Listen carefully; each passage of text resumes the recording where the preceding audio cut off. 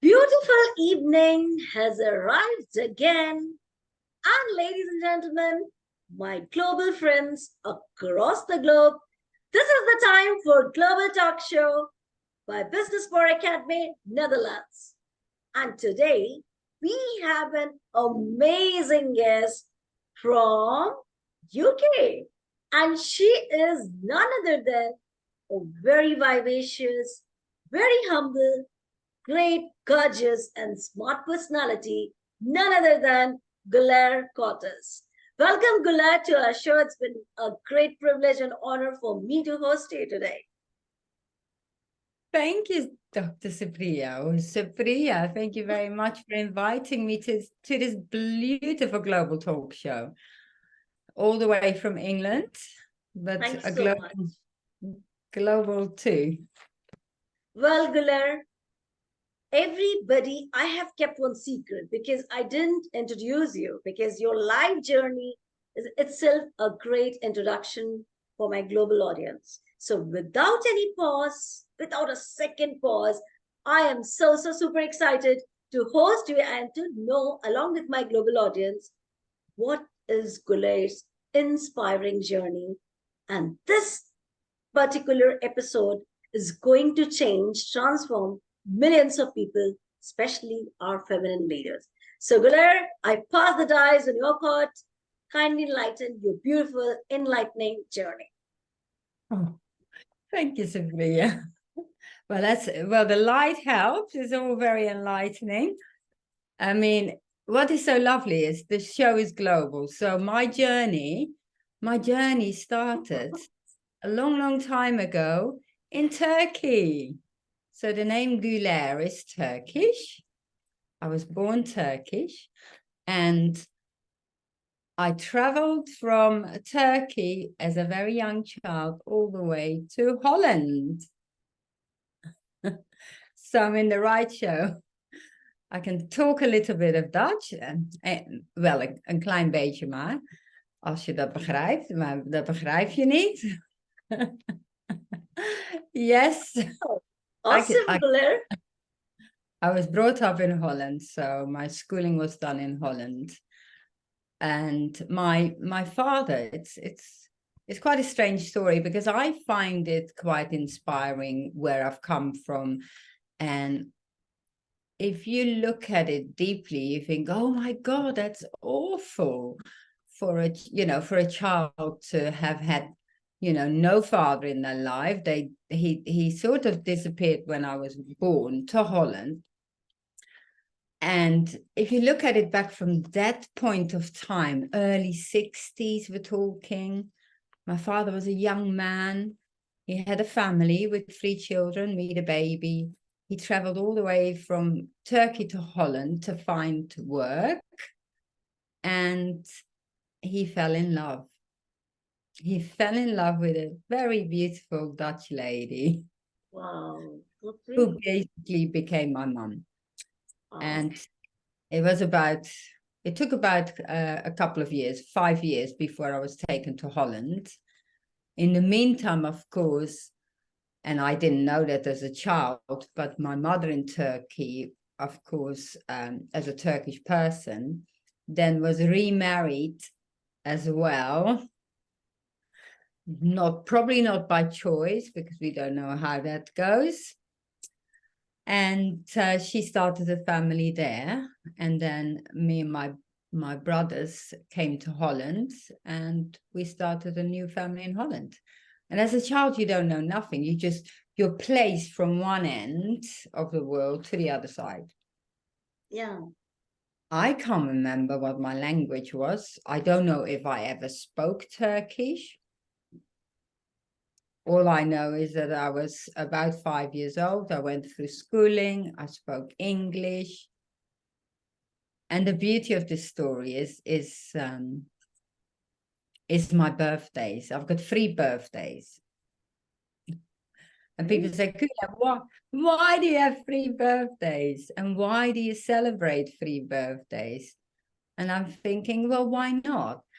And so I was brought up coming to think my birthday was the 8th of July. So I was celebrating the 8th of July very happily as a child.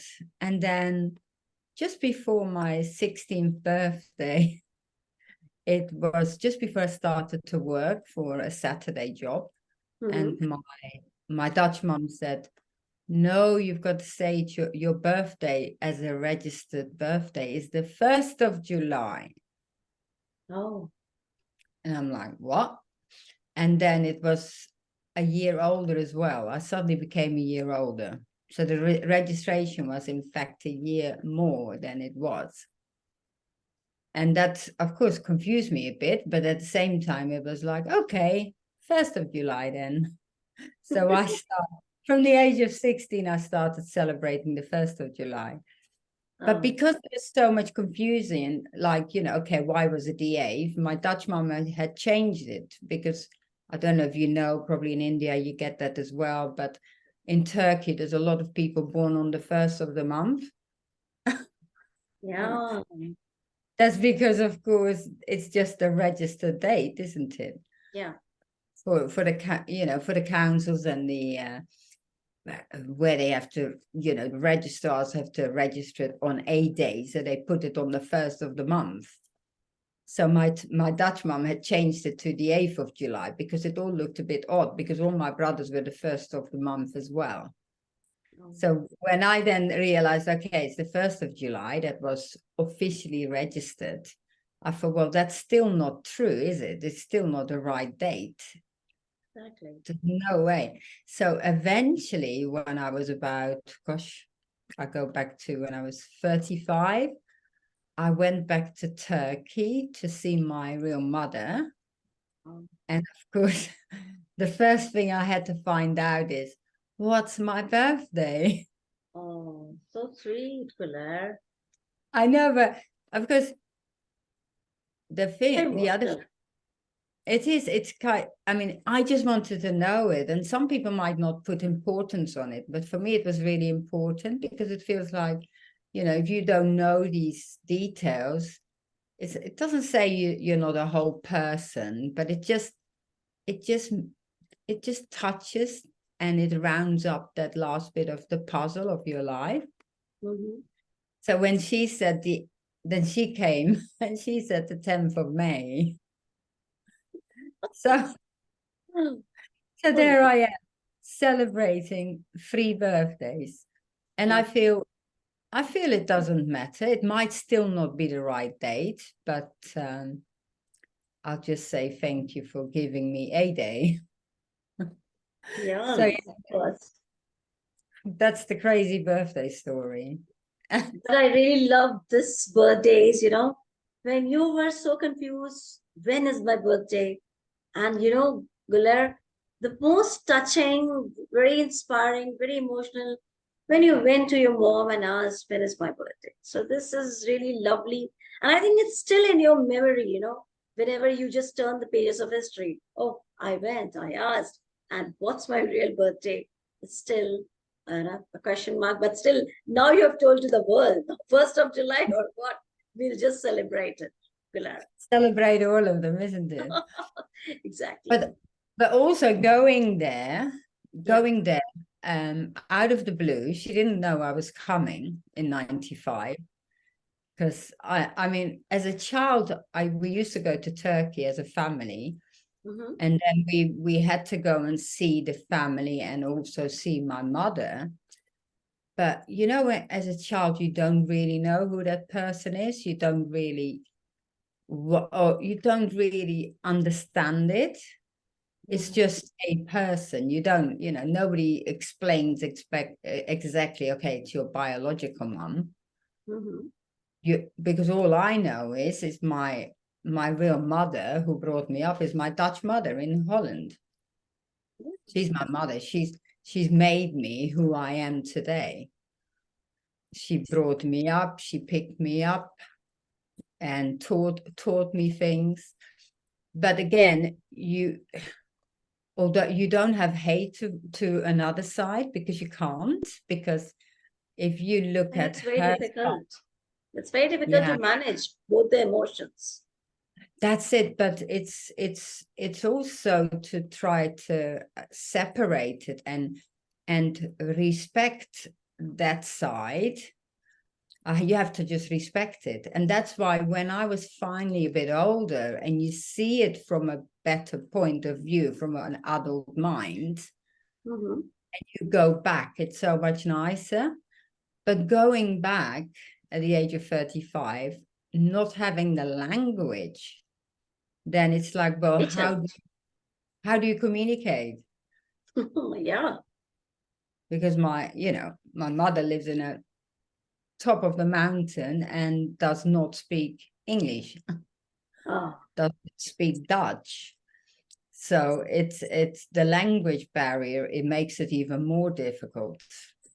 But again, this is where communicating in any form is so important, because we can communicate by expression, very by true. touch. So you can make it, I mean, for me to show up at this lady's house, it's such a, it's all she wants to see, a daughter that has grown up beautifully and is respectful. And that's all you want. You can't make up history of time. Exactly. You can But just this is make. very true, Guler. If proper communication is not there, you cannot express your feeling just by emoji or sign language. And it's very difficult to cooperate, to learn something or to know something, what the front person trying to say something to you. So Yeah, these are the challenges I can say. It's really tricky. It's really tricky to handle. Right? yeah.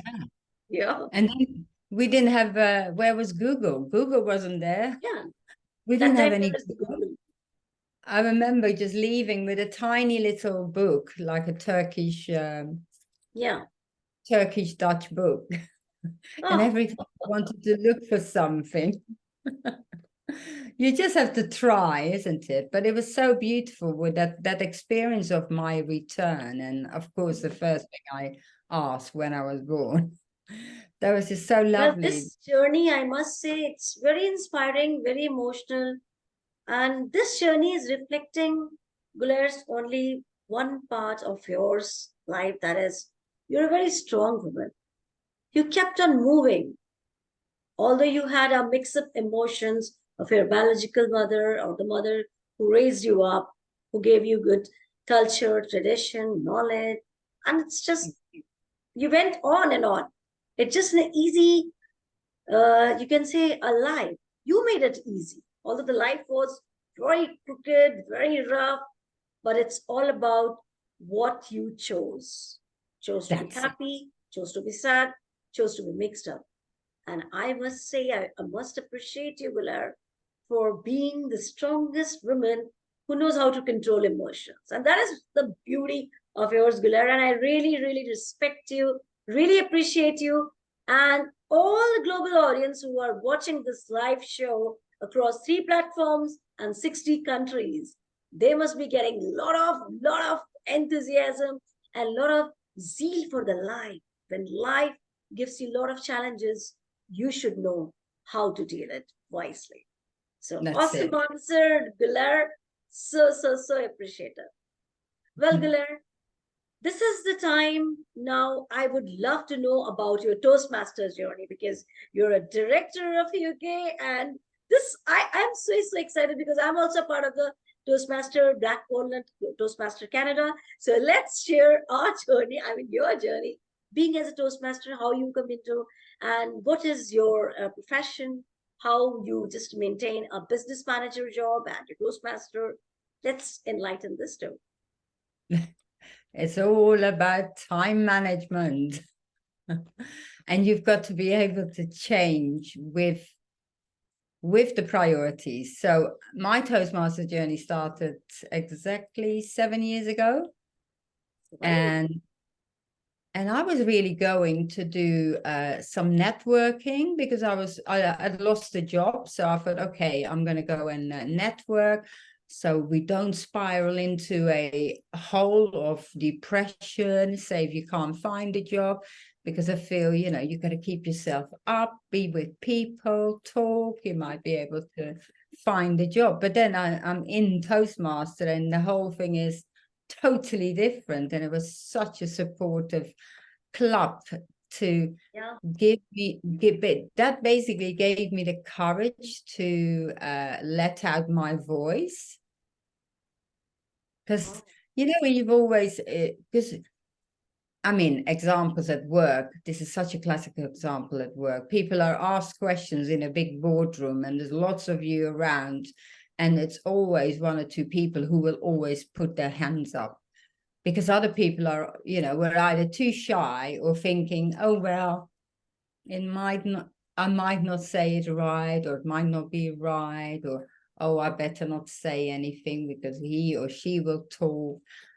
And Toastmasters just opens that up, that, you know, you can voice anything you want to talk about, and that you are supported and given feedback, positive feedback, in how to improve your communication. I love that sandwich feedback. Still, I remember, Guler, when I was in your club, and it Yeah. was a great experience for me. It was so awesome. It's nice, isn't it? It's so important, Toastmasters. But yeah, the journey took me on that leadership journey I hadn't expected. But being an area director last year was so rewarding, you know, really helping clubs to shine and encouraging them and motivating them to keep going, because we're doing it not just for all the members, but we're doing it for the entire organization. And I believe if you look at the story of Toastmasters, it's just one that needs to be kept celebrated.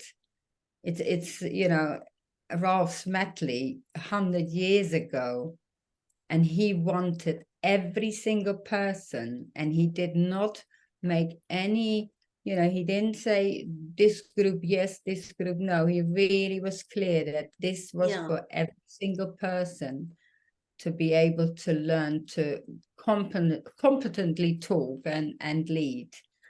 And it's fantastic. Yeah. So division director this year, I don't know what I'm going to do next year. You are going to, you know, shine and keep soaring high the way you are doing, Guler. And whenever I see you on social media, your posts are just awesome and so, so motivating. So hats off to you, Guler, for your work, the kind of work which you're doing. And this is consistently, I can say, I can see a very strong woman with a lot of efforts, perseverance. So hats off to you, Guler. It Well, is a consistency within yourself, but consistency to the service you give every person. exactly.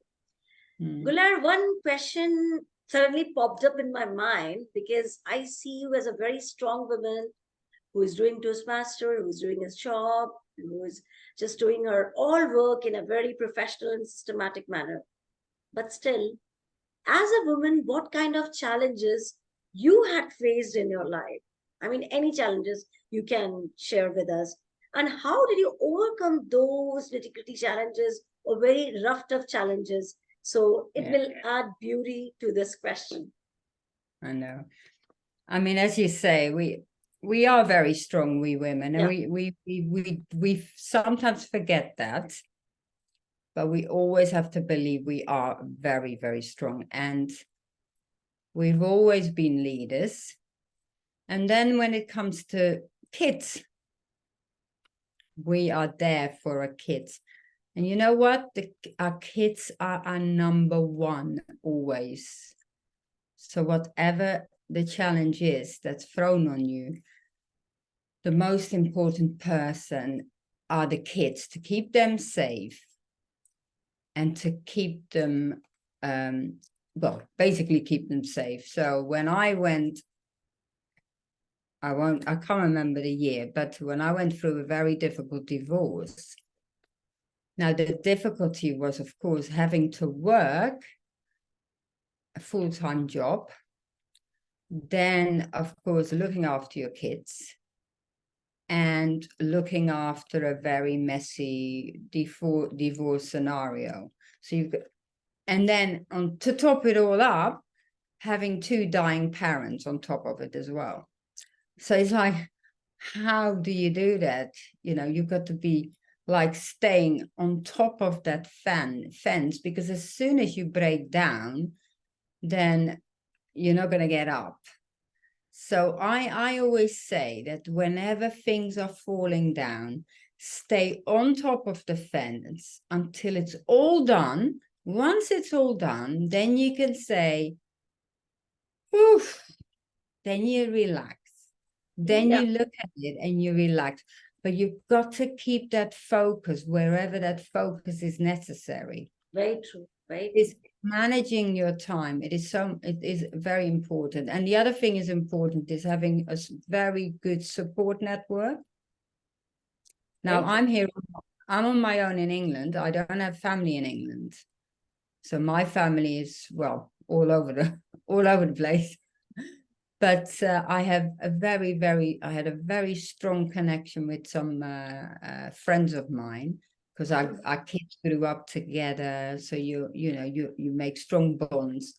And I think, through them, I've been able to get through, 2 years of a very rough sea of a divorce, two parents dying, plus keeping my kids happy, making sure they get everything they need, get them to school in time. There's just no excuse for failing on that side. But I must say, you have shouldered your all responsibilities in a very, very systematic, beautiful manner.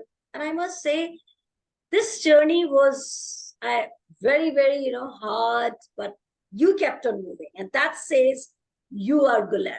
And I must say, Guler, you should start us off where you can say, yes, Guler, keep on moving, keep on moving, keep on moving. And that's, you are saying, Guler, with your life's journey. So thank you so much for this great answer. Awesome one. You're welcome. Moving to this beautiful, loveliest journey of Global Talk Show with Guler Cortis. Guler, now everybody's so interesting and so excited to know what are your dreams, what are your mission, what do you have plans for your future? So kindly enlighten that too. My plans for the future is always today.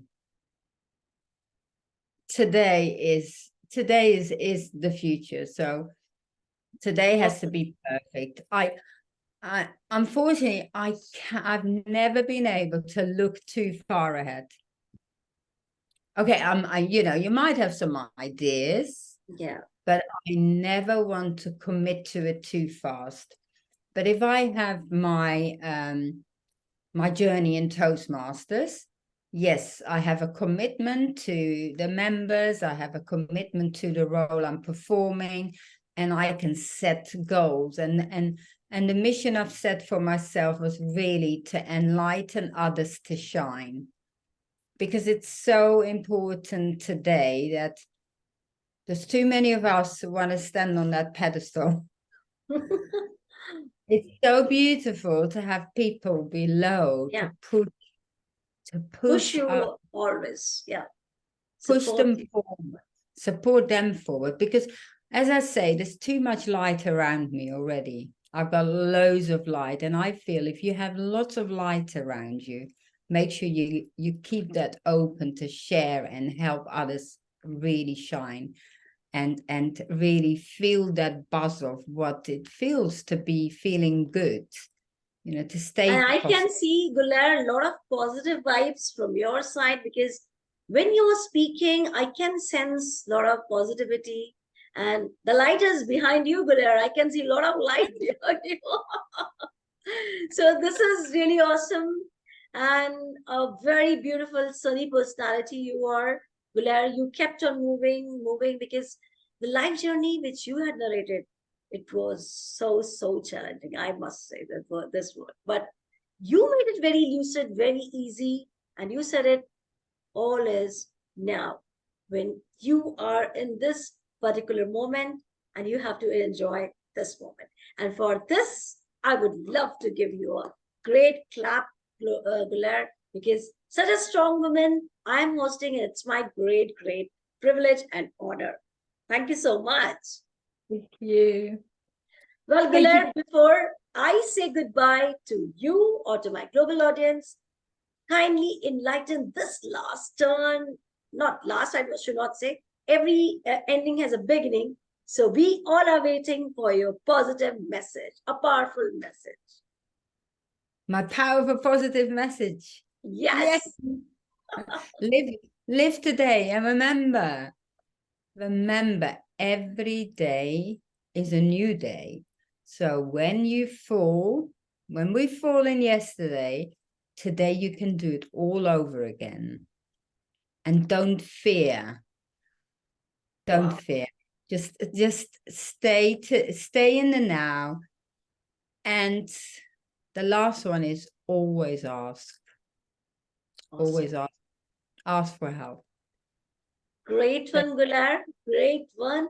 Awesome, mind-blowing energy you are. Thank you so much for coming to our show and enlightening this global talk show with your so inspiring, so motivating life journey. I'm so helpful to you and grateful to you. Thank you so much. Thank you, Sophia. Well, how can I forget my global audience for always loving us, sharing us? So keep doing that. Till then, stay happy, hail and hearty. Bye-bye for now.